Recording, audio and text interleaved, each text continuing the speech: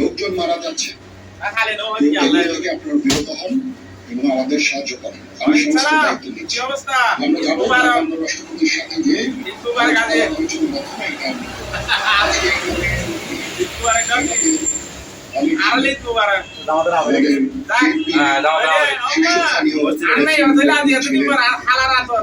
জাতীয় পার্টির নেতৃস্থানীয় নেতৃবৃন্দ এখানে ছিলেন, সুশীল সমাজ এবং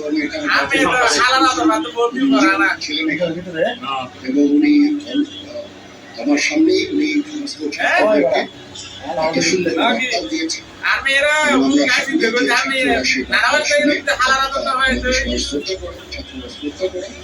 ওনার এই বার্তা শুনে তারা পরিস্থিতি নিয়ন্ত্রণে নিয়ে চলে আসবে এবং আমরা একটা সুন্দর পরিস্থিতির দিকে এগিয়ে যাবো।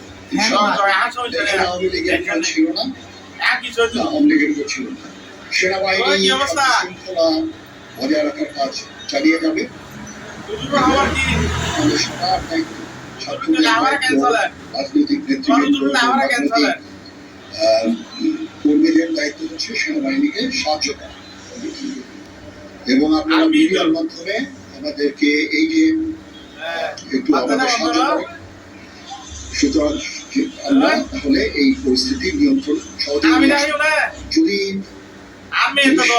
শান্ত হয়ে যায়, কোনো প্রয়োজন নাই, কোনো জরুরি অবস্থার প্রয়োজন নাই, আদেশ দিয়ে দিয়েছি সেনাবাহিনী কোনো গোলাগুলি করবে না, পুলিশ কোনো গোলাগুলি করবে না। আমি আশা করছি যে আমার এই বক্তব্যের পরে পরিস্থিতি উন্নতি হবে, আমরা একটা সুন্দর পরিবেশের দিকে যাচ্ছি। আমরা যাওয়ার চেষ্টা করবো, বাট আমাদের মতো দু একদিন সময় দিতে হবে। এখন ছাত্রদের কাজ হচ্ছে এবং